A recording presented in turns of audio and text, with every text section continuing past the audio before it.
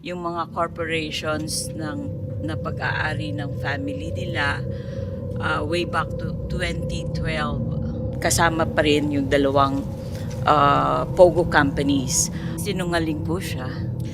Pwede nyo bang i-characterize sa kumiting ito?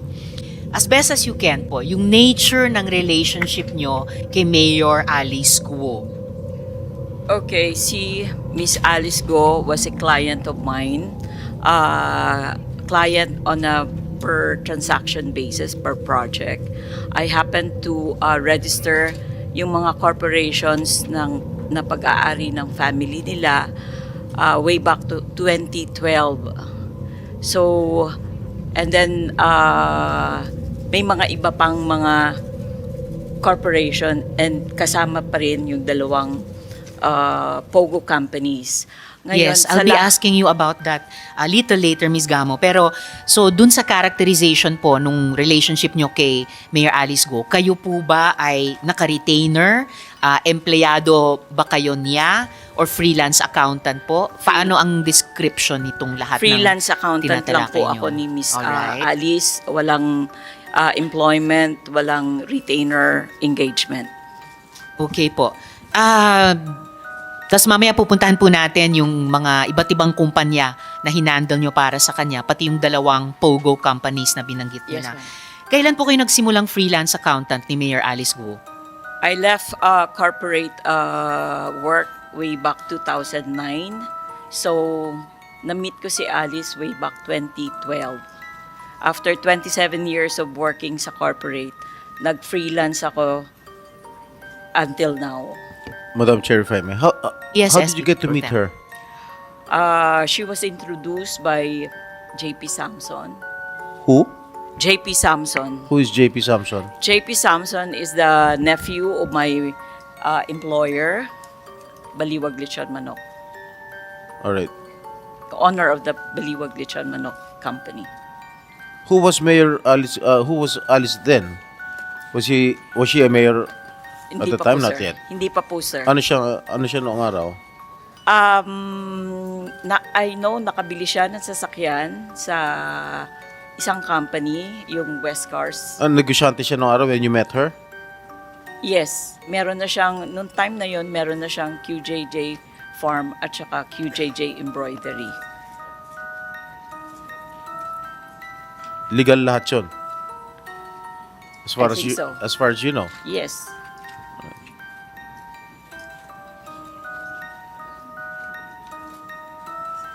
Alright, salamat po, SP Pro Temp.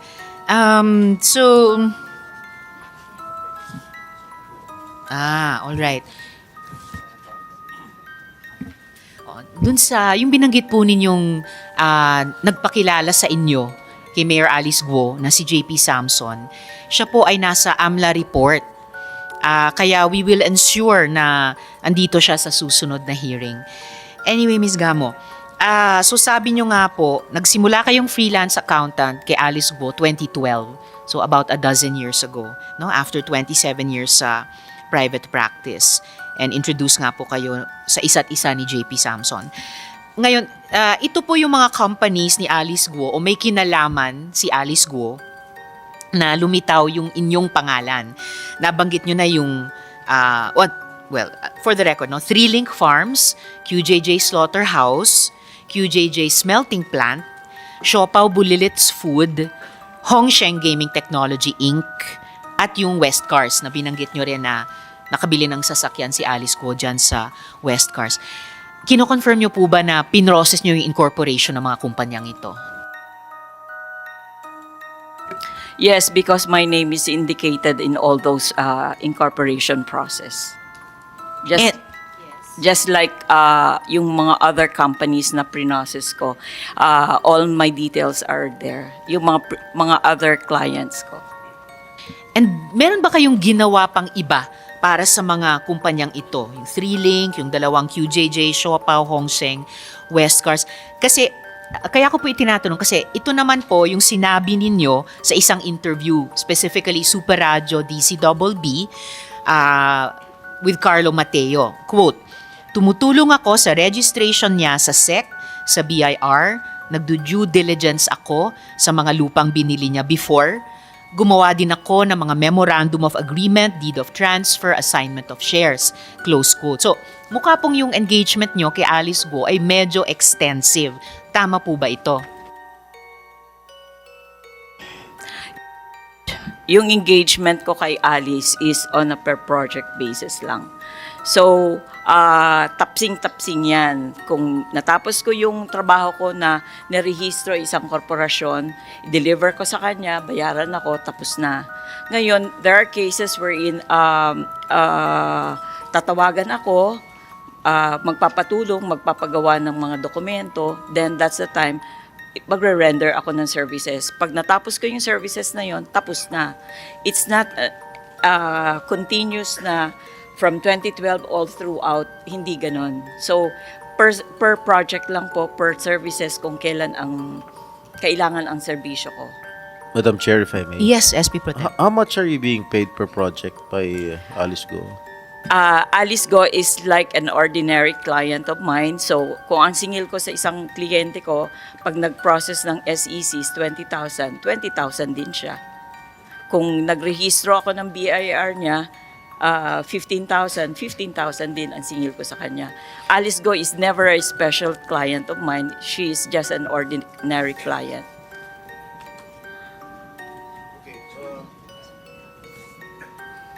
Okay, nung nakilala mo si Alice Go nung 2012, tama ba? 2012? Yes. Nung nakilala. Ano yung source of income niya nung panahon na yun? Para makabili siya ng property worth 12 million There sa is the Bamban. QJJ Farm, sir. There is what? Yung company niya na QJJ Farm at saka meron siyang QJJ Embroidery. QJJ Embroidery Center. na, all naka ano sa Bamban yun lahat? The one in Bamban is the QJJ Farm.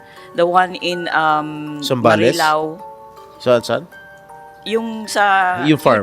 yung farm nasa Bamban. Alright. I call it Concepcion Tarlac. It's in Barangay Berhen de los Remedios. Mm-hmm. So I don't know Bamban and Concepcion, but I usually term it Concepcion Tarlac. Yung QJJ Embroidery is located in Marilao, Bulacan. Naging accountant ka ba nung mga kapatid ni Alice Go o yung tatay ni Alice Go? Never ho. Never. Never. Si Alice Go lang. Yes. Yung accountant kasi, sir, is hindi ibig sabihin ako yung nagbo-bookkeeping, ako yung nagre-record ng transactions niya. Hindi. I was term accountant kasi accountant ang profession ko. Kilala mo yung tatay niya? Na-meet ko yung father niya. Na-meet ko yung father niya, sir. In check. Siyempre, opo. Sige. Thank you, Madam. Thank you, SP Pro Temp. So, Ms. Nancy, sabi nyo nga, per project basis, yung ginagawa nyong trabaho kay Alice Guo, at least dito sa kalahating dosenang kumpanyang binanggit ko na kinonfirm nyo, kayo nag-process ng incorporation ng mga kumpanyang ito, and a few others that you've been mentioning sa pagsagot nyo sa aming mga tanong. So, per project basis, ayon yung sabihin na extensive yung engagement nyo kay Alice Guo, pero marami-rami over the years since 2012 up to 2024. Sabi nyo hindi continuous pero mayat-maya. So, pag sinuma natin lahat nung ginawa nyong trabaho para sa kanya on a project basis dito sa at least kalahating dosenang kumpanya, masasabi po natin na marami-rami yung mga nagawa nyong trabaho kay Alice Guo. Yung sa mga companies na na-incorporate ko under the family of Alice Go, hindi naman ho lahat yan operational. I understand, I remember there is the QJJ Meat Shop na yun ang nag-operate. So may mga branches yon sa Quezon City, sa Valenzuela, at saka sa Manila. Pero yung other companies like QJJ Smelting Plants, Slaughterhouse, group of companies, yung mga Siopaw Bulilit, those are not operational as far as I know. Na-process po yung yung incorporation niya. Nakapag-submit po ako ng yung BIR registration niya at saka maresibo, up to that extent lang. Kung naging operational siya, I can say na yung QJJ meat shop lang yung naging operational among the first 5 na nirehistro ko way back 2012. Kaugnay nung tanong ni SP Pro Temp kanina, sabi nyo ngayon, may mga narehistro kayo under the family of Alice Guo. So meron din po kayong ginawang trabaho kahit bilang freelance accountant na hindi lamang para kay Alice Guo but maaring kay Alice at magulang niya or Alice at kapatid niya. Wala So po. sino yung tinutukoy nyong under the family of Alice Guo? Yung Sinong family na yon, yung 5 incorporators ng korporasyon, 3 yung si Alice, si Sheila, tsaka si Simen Go, plus yung Gian at tsaka yung Liweni. Okay, so yung 3 magkapatid at yung 2 magulang nila. Yes. Alright po. And then sabi nyo rin, hindi lahat ng mga kumpanyang in-incorporate nyo para kay Alice Guo o yung pamilya ni Alice Guo ay nag-operational. So ano to, nanatiling mga shell companies? Hindi ko alam, ma'am, kasi siya yung may-ari, so I don't know the intent. Hindi naman niya ako inutusan na isarado mo yung kumpanya. Siya yung in charge ng operation, so hindi ko alam kung anong intent niya doon. So paano nyo nalaman na hindi nag-operational yung ilang mga kumpanyang iyon? Hindi talaga nag-operate kasi walang report, nothing. So base lamang dun sa walang report sa inyo for maybe further submissions, nag-conclude kayo na hindi operational yung ibang mga kumpanyang iyon? Yes. Alright. Ngayon po, yung pong ano po itong mga deed of transfer at saka assignment of shares na tinukoy nyo? Doon po sa interview nyo kay Carlo Mateo Okay. sa DZBB, ito po ba yung assignment of shares sa Baofu Corporation? Wala pa ho yung BAUFO at that time, Madam Chair. Yung memorandum of agreement na draft ko sa kanya, it's about the sale of one farm wherein siya tsaka yung father niya ang major incorporator, stockholder. Tapos binenta sa isang tao. So yung draft na yon, ako ang gumawa. Tinap niya yung services ko for that. Aling farm po iyon? Mighty Suman Corporation.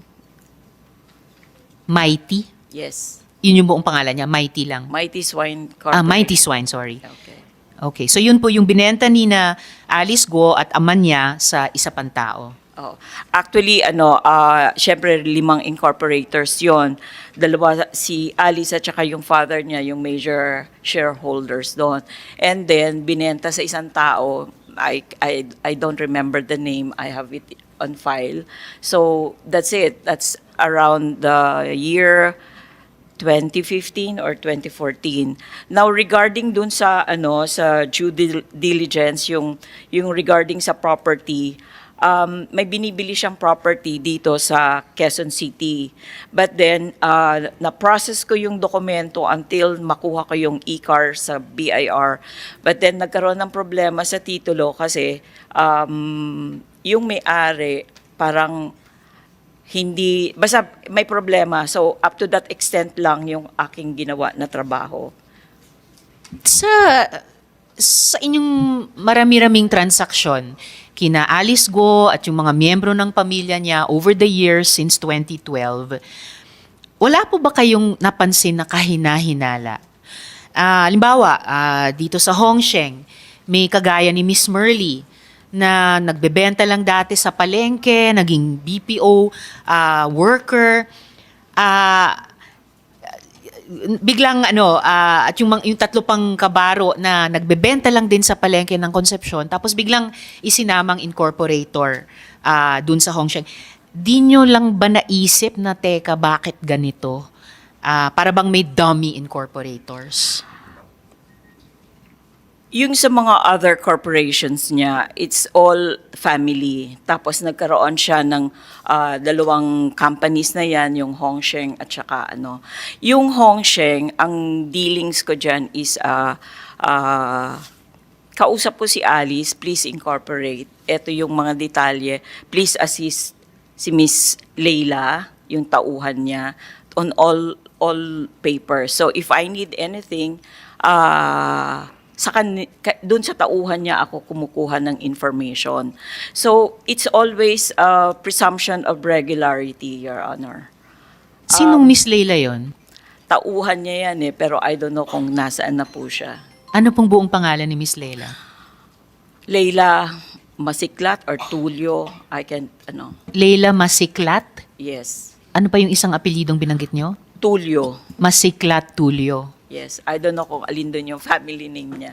So either Leila Masiklat or Leila Tulio. Yes. So meron po kayong presumption of regularity dun sa mga inilalagay na mga incorporators. Pero sabi nyo nga, walang report sa inyo about some of the companies kaya nag-conclude kayo na hindi nag-operational. Bagamat at wala rin namang sinabi si Alice Guo sa inyo na ipasara na yung mga kumpanyang iyon. In fact po, itong mga corporations na kayo ang nagproseso ng incorporation, madami po actually dito ay napag-alaman namin na may indicators talaga ng pagiging shell companies lamang. Hindi nagbabayad ng buwis sa BIR, walang operations gaya ng nag-obserbahan ninyo, wala ring empleyado, at walang remittance sa Pag-ibig. So, hindi nyo rin po ba naisip yon na medyo problematic? Kahit nung unang napansin nyo na hindi nag-operational, tapos ito pang ibang mga indicators na para sa amin po ay indicator ng shell company. Hindi po ba nag-occur sa inyo? No, hindi po. Kasi ang concern ko lang naman po yung hanap buhay ko na mag-rehistro, mag-process ng dokumento. So, it's not my obligation to assess or evaluate or whatever. So, kanina sinabi nyo na nagsimula kayo kay Alice Guo dahil ipinakilala kayo kayong dalawa ni JP Samson. And nabanggit nyo na nga po na bago itong pag-freelance work nyo, na marami-rami ang nagawa nyong freelance project para kay Alice Guo, nagtrabaho kayo sa Baliwag. Okay? So, klaro na po sa amin iyon. Ngayon po, sa parehong interview nyo pong iyon sa DZBB kay Carlo Mateo, actually, nagkataon narinig ko po yun eh. And ang impression po talaga, yung dating nung pakikinig ko sa interview nyong iyon kay Carlo Mateo, parang kilalang kilala nyo si Mayor Alice. Sinabi nyo rin po doon na hindi niya nanay si Lin Wenyi dahil, and I quote, sabi niyo po doon sa interview, kung nanay niya siya, magiging proud siya na ipakilala. Sinabi niyo din po na tiyak kayo na lumaki siya sa farm. So, full of confidence. Full of confidence yung sinabi na, pwede namang sagutin kay Carlo Mateo, hindi ko alam. No? Wala kayong alam doon. Now, in light of the revelation so far dito sa Senate hearing, pinangahawakan niyo pa po ba yung mga sinabi niyong iyon dun sa interview sa DCBB? Kaya ako nasabi naman po yun kasi may interaction ako, na-meet ko yung family niya pag nagpapapirma ako ng incorporation paper, plus the fact na I can hear from yung mga trabahante niya sa sa farm yung kwento ng buhay ni Alice. So, na-meet niyo yung family niya, pag nagpapapirma kayo sa kanila, tapos na-overhear nyo rin sa mga trabahante. So, may trabahante sa farm, pero sabi nyo rin, may mga trabahante din siya sa opisina. So, may opisina din po siya. Yes. Yung structure ng niya sa farm, may doon siya nakatira. May mga empleyado rin siya doon. And yung office, nasa farm din ba yon or nasaan yung office? Doon din sa structure na yun. It's a 2-story building. So, 2-story building sa loob ng farm, Building doon or din yung office. structure, parang bahay siya, ganun. So, 2-story. Yes, SP Pro Temp. Thank you, Madam Chair. Meron lang phone-in question dito. Kilala mo ba yung nanay ni Alice Guo? Hindi ko masasabi na nanay. hindi ko kilala yung sinasabi niyang nanay na yung Wala ba siyang pinapakilala Wala. na ito nanay ko, ganun? wala. Kaya pati So sa yung pagkakaalam nyo, sino yung totoong nanay niya? kahit yung partner ng nanay niya, ng tatay niya, hindi ko rin masasabi na nanay niya yon kasi hindi nga pinapakilala as nanay niya eh. Never siya nagpakilala No. na meron siyang nanay o Hindi niya pinakilala yon. Kaya ako nasabi na parang kakaiba kasi nga kung regular na Pilipino, proud ka na pakilala ang magulang mo. In her case, hindi eh. never niya pinakilala? Never. Eh, yung mga kapatid, Hindi rin niya sinasabi na kapatid niya, pero assumption ko lang yun. Iniisip ko na lang na kapatid niya. I don't know your relationship. sino si Lin Wenyi, Partner ng tatay niya. Chinese national? Yes. Pure Chinese talaga? Yes. Sa incorporation papers nila, designation niya is Chinese. So, Chinese siya. Okay, thank you. Salamat, SP Pro Temp. Sabi niyo po, kung regular na Pilipino, proud kang ipakilala yung pamilya mo. So, ano pong ibig sabihin nun? Anong impression nyo? Anong relasyon nitong Alice Guo at si Lin Wenyi, tapos yung kinikilala naming ama nila at yung kinikilala naming dalawang kapatid niya, or tatlo, si Sheila, si Seaman, at saka si Wesley. Dahil pinapirmahan nyo sila ng ilang mga incorporation papers. So, anong impression mo? Anong relasyon nila sa isa't isa, itong mga taong ito? Ang impression ko lang po sa kanila is yung father, partner niya yung nanay, o nanay in the sense na yun ang sinasabing nanay, pero hindi niya sinasabi sa akin na nanay niya. Di ba? Yung mga kapatid, hindi naman din sinasabi na kapatid. So, they have the same family name. Buti na lang mas curious ang komite kesa sa inyo or kesa sa inaamin ninyong attitude nyo sa kanilang anim. Alright. Dinescribe nyo rin po siya, si Alice Guo, dun sa interview kay Carlo Mateo sa DZBB. Dinescribe nyo siya na mabait na bata, masipag, mabuting anak. Again, full confidence. So, matanong ko po sa inyo, meron po bang kahit sino man sa kampo ni Alice Guo na nag-reach out sa inyo para para sabihin yung ganitong mga declaration sa public interviews? Kasi, at wala naman pong masama doon, kung sakali, kasi interview naman yon, di naman yon perjury. Curious lang talaga ako kung bakit ganun kayo ka parang buong loob mag-vouch sa karakter ni Alice Guo. Kasi yun po ang observation ko sa kanya. Ngayon, yung regarding sa interview, I have my telephone all around. So, they can call me anytime. So, it's a phone patch interview sa radio. I am in my house, sumasagot.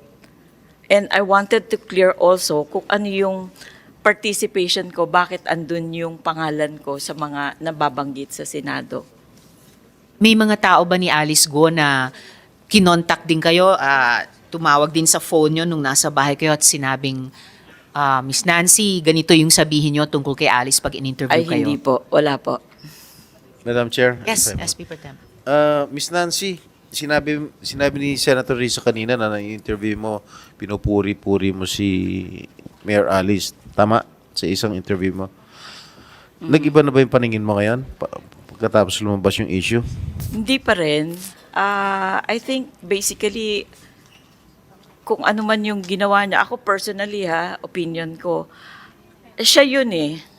Iba siya yun, yung opinion ko sa kanya, ganun din. Okay. Pero kung halimbawa, etong mga kagagawa niya lahat yun, she has to answer for Okay. it. When did you last talk to her?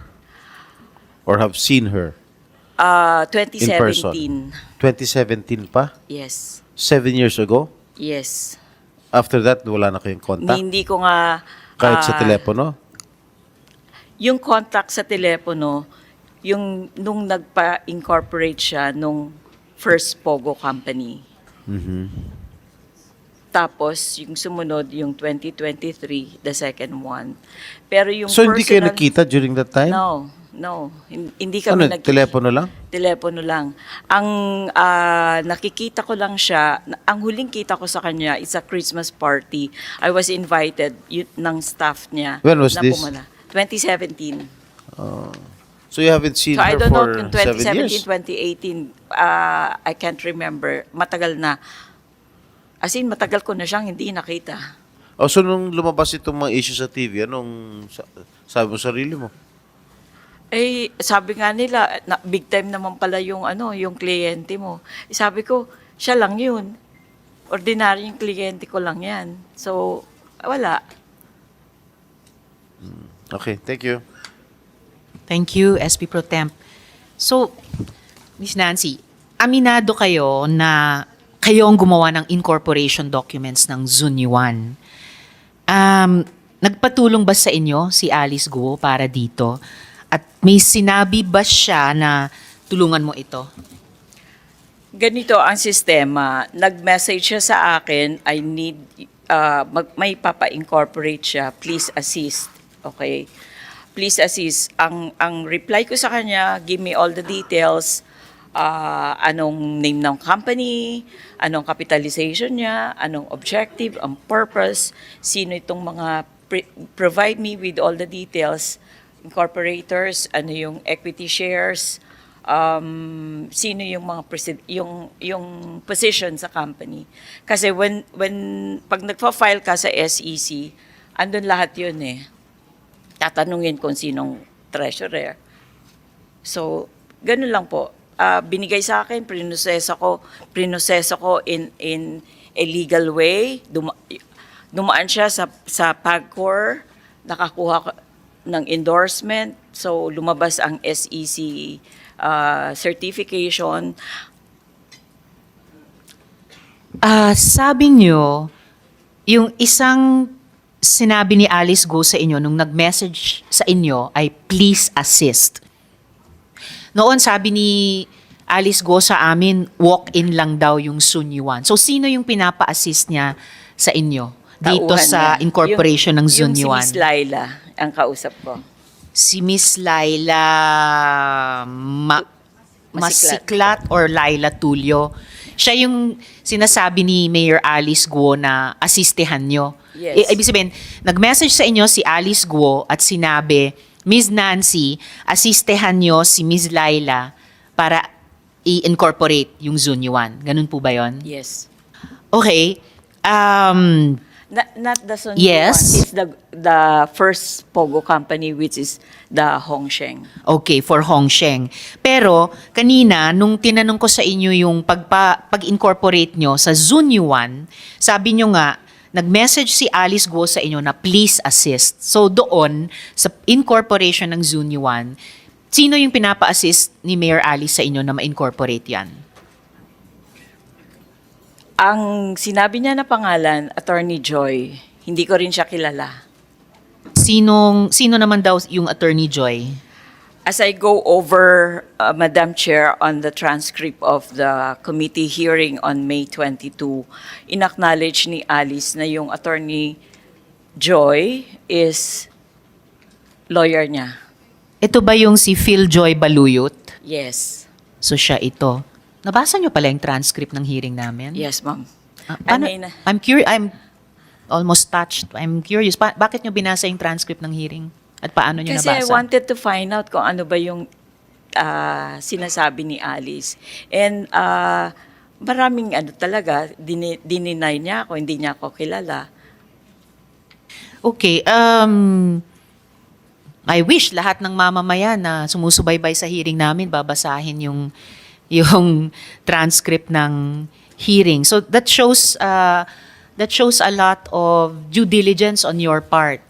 Bilang tao man lang or bilang resource person dito sa hearing namin, I only wish na mas naging curious pa kayo at umalam sa earlier dealings ng mga kumpanyang iyon. But anyway, so you're confirming na si Alice Guo, pina-assist niya sa inyo si Attorney Phil Joy Baluyot para i-incorporate ang Zunyuan.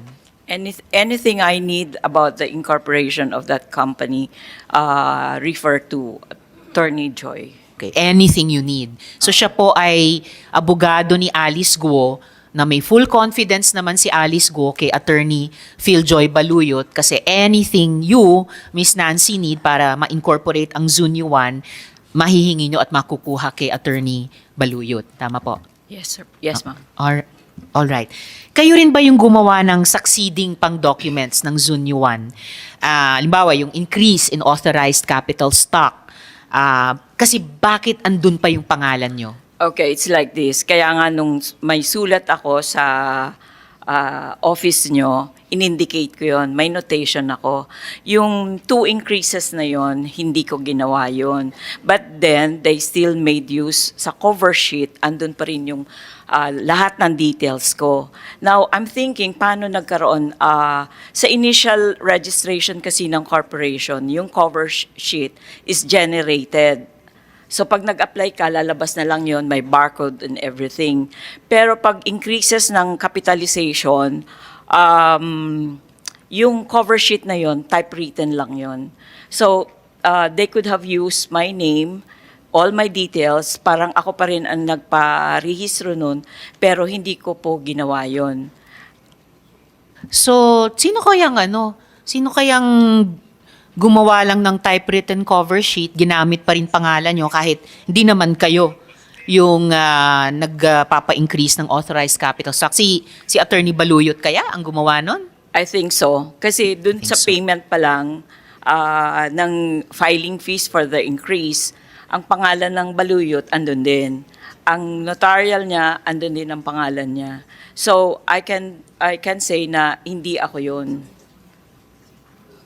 So, ayon sa inyo, ginamit yung pangalan nyo dun sa succeeding documents ng Zunyuan, pati yung increase sa authorized capital stock, gamit ang isang typewritten copy ng cover sheet, gamit ang pangalan nyo, and ang teorya ninyo ay dahil lumabas yung pangalan ni Attorney Baluyot dun sa pagbayad ng filing fee at siya rin yung nagnotaryo o nagpanotaryo? Siya nagnotaryo. Siya mismo ang nagnotaryo na probably si Attorney Baluyot ang gumawa nito sa inyo. Yung sa payment of the filing fees for the increase, ang nakita ko doon, pangalan is Baluyot, pero it's not pangalan ni Attorney Joy.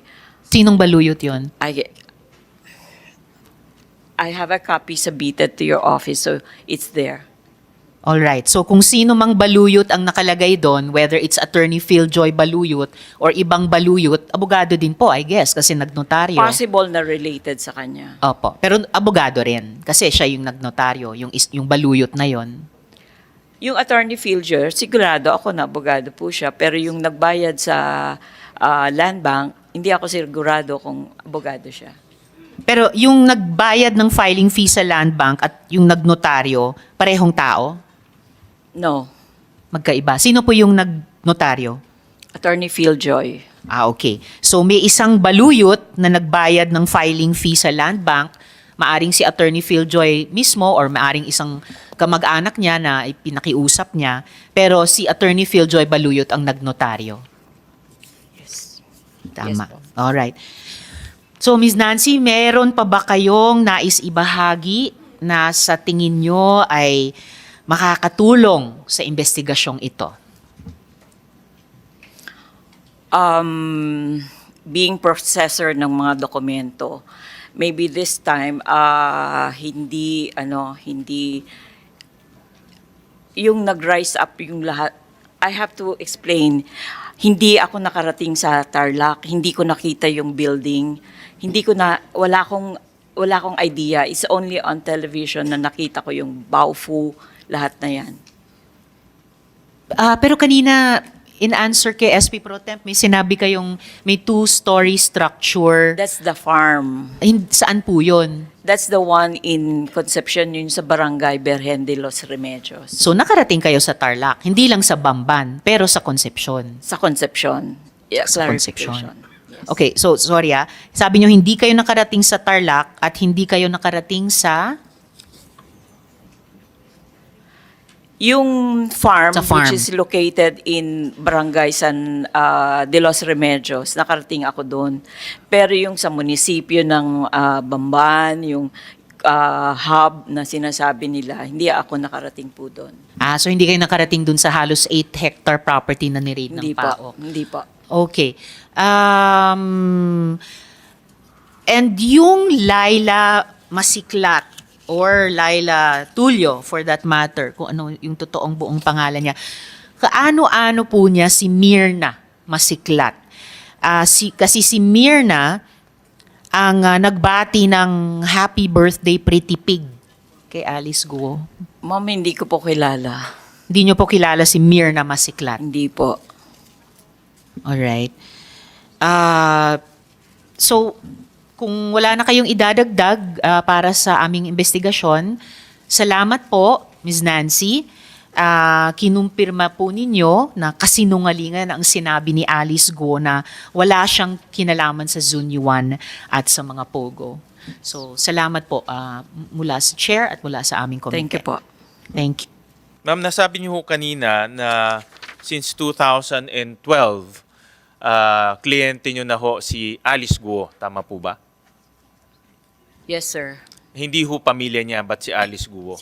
Si Alice Go lang. Oo. Pero doon po sa isang pagdinig namin, nung pumupunta pa siya dito, flatly dineny niya nakakilala ho kayo.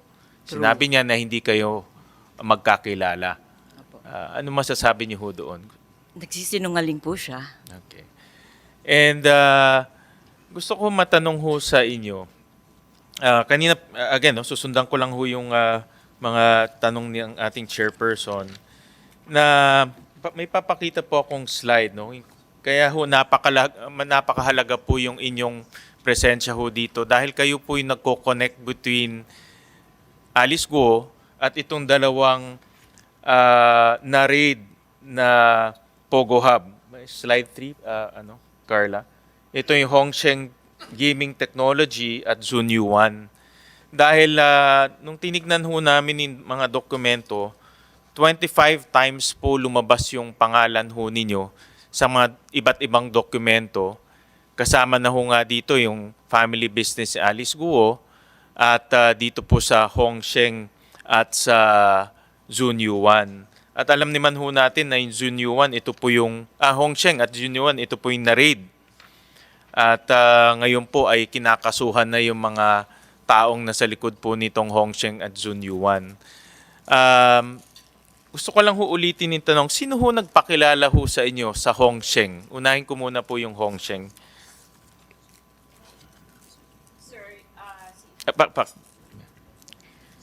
Si Alice po, di syempre kliyente ko po siya. Ngayon, siya yung nag-refer sa akin. Ang kausap ko mismo sa Hongsheng, siya rin mismo. And then, please assist yung tauhan niya. For every document na kailangan ko para sa incorporation ng company, yung tauhan niya ang nagpro-provide sa akin. Okay, so ang unang nag-advise sa inyo ay si Alice Guo. Yes. And then, in-endorse ho kayo dito kay Laila. Yes. Kay Laila Tulio. Yes, sir. Oo. At sino ho nag-provide ng mga incorporators? Pangalan ng incorporators ng Hongsheng. Unahin muna natin yung Hongsheng. Miss Alice po. Si Miss Alice Guo nag-provide ng mga pangalan doon. Yes. And anything na kulang, pag may queries ako, I go back to Miss Laila. Kung mayroon kang queries kay Laila. Yes. Sino ho nag-deposit ng capitalization? Kayo ho ba nag-deposit? Hindi po. Sino ho ang nag-deposit? Kasi ang sistema ngayon ng SEC sa capitalization, hindi naman nag-indicate kung nilagay yon. Wala kung kung nilagay yung actual amount ng Diba investment. ipapakita nyo yung deposit slip? Wala na pong ganun ngayon. So ano na ho ang proseso ngayon para ipakita na may capital The ng usual Hongsheng? dati may treasurer's affidavit Correct. for the deposit and everything. But now with the present SEC rules, wala na pong ganun. So it goes to the process na isasubmit mo sa SEC portal lahat ng detalye, everything, And then, babalik yon kung may question under review ng SEC, anong kailangan mong baguhin. Kaya nga andun yung email address ko para masagot ko kaagad yon at ma-process kaagad. Yung ano hong evidence na meron ho siyang capital na? Anong evidence na dapat ipakita sa SEC na siya ay adequately capitalized? Wala po. Wala nang ipapakita. Wala po. Oh, pero sa pagkaalam nyo, sino ho ang naglagay ng capital? Hindi sa ko Hong rin Sheng? alam. Okay, sige po. Ito ba hong si Laila Tulio, nakilala niyo ho in person? Kilala ko siya, nakikita ko siya, at nakakausap ko. Nakausap ako. mo siya? Yes. At nagkita ho kayo? I mean, There was a may chance. physical interaction? Yes. Okay. And sa pagkaalam nyo, sino ho si Laila sa... Ano hong relasyon ni Laila kay Alice Guo? Si Leila is assistant ni Miss Go. Okay. Assistant siya ni Miss Guo. Okay. In her family business? Or sa City Hall? Or ano po ang I kanyang... think sa QJJ Farm. So sa kanilang mga family Yes. business. Okay. And then itong mga pangalan na ibinigay sa Hong Sheng, gumawa ba ho kayo ng due diligence kung itong mga taong to ay totoong tao o hindi? Dahil sa mga pagdinig namin, marami ho talagang kanina narinig nyo lang yung nila Mr. Linsangan at Mr. Chua at ni Mr. Ang at nakita rin namin to sa ibang mga pagdinig na maraming mga tao na hindi nila alam, ginagamit na nila yung kanilang pangalan. In this case, sa Hong Sheng, gumawa ba kayo ng due There diligence? was no due diligence kasi andun yung presumption of regularity. So binigay lang sa inyo ni Alice yung Yes. pangalan at in-incorporate niyo? Yes. Okay. Punta naman ho tayo sa Zunyuan. Kanina, sino ho nagpakilala ho sa inyo sa Zunyuan? Sa Zunyu 1, si Alice pa rin. Kasi sabi ko nga, ang kliyente ko lang sa Tarlac, si Alice. So whoever, kung sino man makakakilala sa akin, it's always Alice. So si Alice ho ang nag-introduce ho sa inyo sa Zunyuan? Yes. Ang sabi niya, please assist Attorney Joy. Okay. And then, after that, si Attorney Phil Joy Yes. ang naging parang coordinator. Yes. Who gave the names ng mga incorporators? Alice din. Si Miss Alice rin ang nagbigay sa Zunyuan. So, makikita ho natin in both instances ng Pogo Hub na Hong Sheng, Pogo Hub ng Zunyuan, si Alice ang nag-provide, si Alice ang kumontak muna sa inyo to incorporate, kayo kasi being a, I would assume, a consultant. No? Yes. Siya rin nag-provide ng pangalan. Yes po. Pati address ba at TIN number siya rin nag-provide? Lahat ng detalye? Lahat po yun. Basta kung may kulang, magre-refer ako kay Attorney Joy. Pero initially siya ang nagbigay. Yes. Okay. So makikita natin active participation siya dito sa Hong Sheng and Zunyuan. I think so. On the contrary na sinasabi niya wala siyang kinalaman sa Pogo. Anong tingin niyo ho doon? Kasi ang sinasabi niya is nag-bridge siya. Hindi ko rin masasabi na hindi siya involved kasi yung sa first company, corporation, ang may-ari, ang lease contract is under the name of Baofu. And ang representative niya, Alice Go. So hindi pwedeng magkahiwalay yon.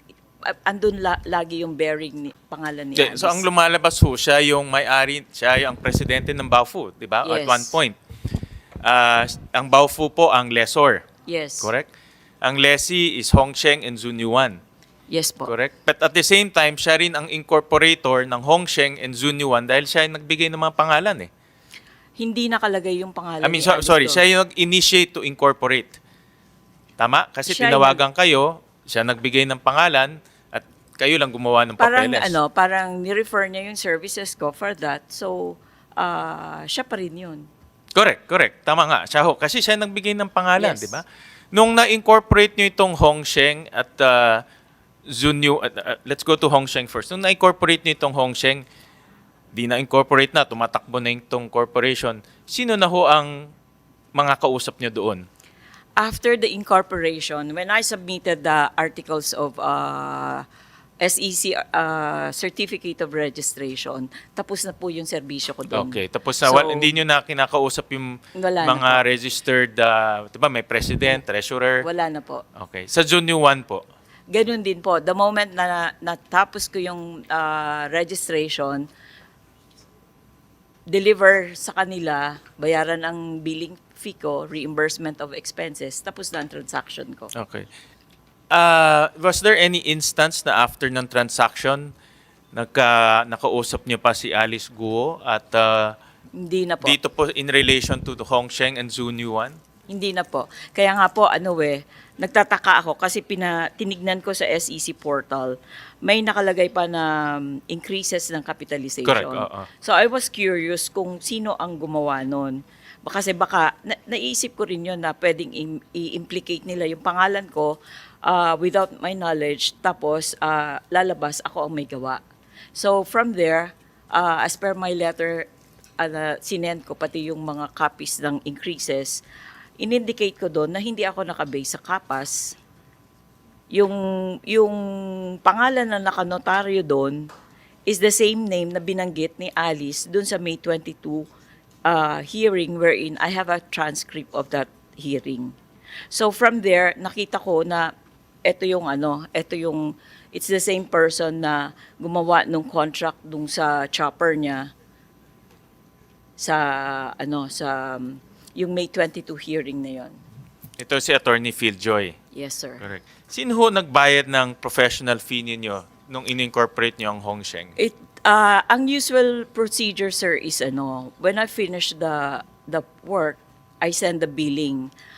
Hindi ko alam kung sino yon, pero I presume, syempre, ang kausap ko si Alice. Si Alice ang Paano kayo magbabayad. binabayaran?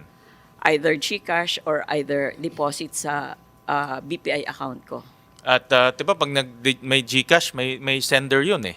Yes. 'Di ba? May sender siya or any deposit Pero may pwede niyang Sinong- gamitin kahit sino. Oh, correct. But sino ho ang sender doon? Tandaan Hindi niyo? mo malalaman. Can you provide that to the committee para malaman namin sino ang sender? I will check, sir. Oo. Kung ma-provide nyo, mas maganda ho yan. Para malaman namin direkta na hindi lang siya ang nagbigay ng instruction na incorporate, siya rin ang nagbayad. Yes po. So, ibig sabihin, siya nag-initiate nitong corporate existence of 2 Pogo hubs that were raided. Yun Yes, po yung sir. aking I will. I will find the record. Sa Zone Yuan, sino po ang nagbayad ho? Same thing din.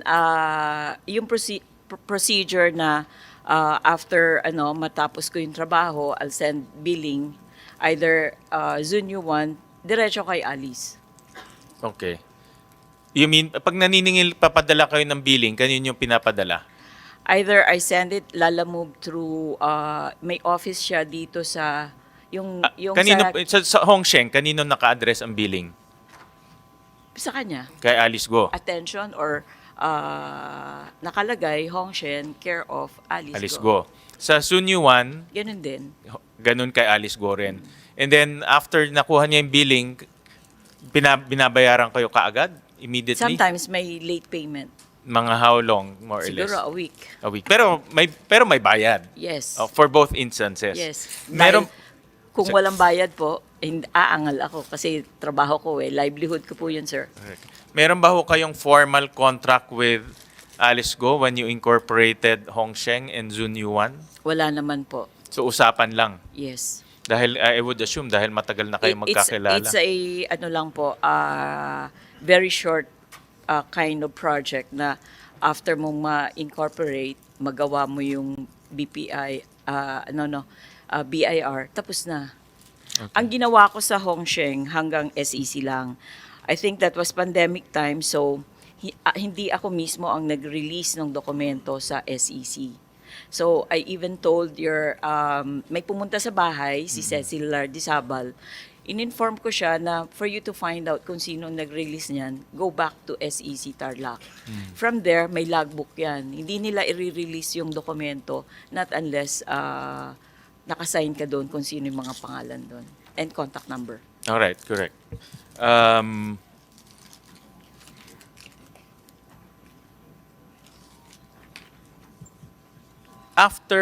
Aside from incorporating the papers, meron pa ba ho, for Hongsheng and Zunyuan, meron pa ho kayong ibang ginawa na services for them? For example, SSS or Ay, wala na po, sir. So, Wala na po. It's basically, ano lang po, sa Zunyu 1, SEC Incorporation at saka yung BIR registration. Okay. I heard you earlier that meron kayong parang PAGCOR application. Ang requirements po kasi ng yung ganyang nature ng korporasyon, may endorsement coming from PAGCOR. I have a copy of that PAGCOR endorsement. Parang ang pumirma pa noon that time, Attorney Tria. Okay. I don't know if For I'm right, which but one I is- have copy of that. Pang kaninong corporation to? For Hongsheng or for Zunyuan? Or for both? Hongsheng. For Hongsheng. Yes. Okay. And in that document, meron bang applicant doon? Pangalan lang ng Hongsheng. Hongsheng, meron bang particular, kasi merong, I-present mo lang, sir, yung yung kopya ng submitted SEC document para alam nila na may application ka. Yun lang Okay. po ang support. And then ang reply sa inyo ng PAGCOR, Mag-aantay ka.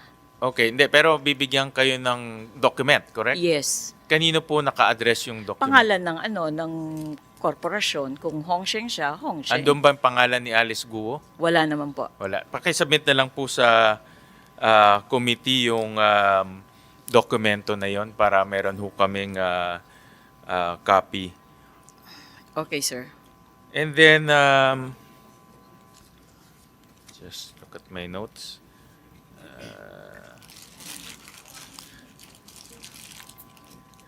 Doon po sa mga corporations ng Guo family, kayo rin po ang gumagawa ng BIR filings? Hindi po. Sa tagal ng panahon, I may have some audit works na na-perform. Pero yung sinasabi nyo kasi parang yung ako naging accountant nila. Mm. No, it's difficult. It's not, hindi ganun ang engagement ko. So for example, may mga tax filings.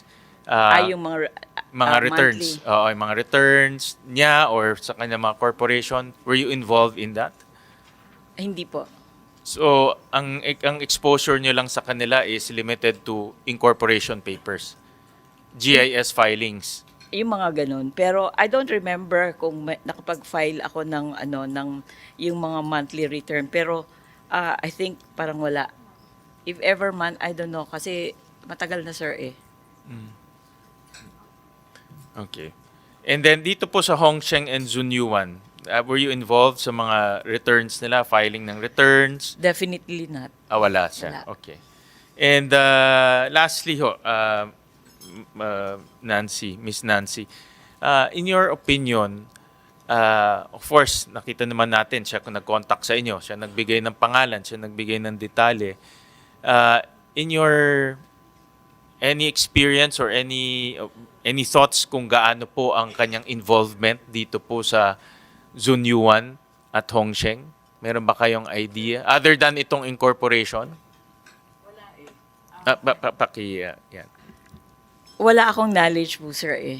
Parang nung ginawa ko yung yung incorporation ng mga companies na yan, it's like a simple BPO service provider, ganun lang. Pero yung imagination na ganyan kalaki yung involvement, wala eh. And I've never seen yung Pogo Hub na yan. Hindi po ako nakarating sa yung physical itsura ng hub na yan. Even dun sa munisipyo, naging mayor ho siya at lahat, hindi kami nagkita. Thank you, Miss Nancy, at maraming salamat sa pag-share niyo sa amin ng mga detalye and being truthful about the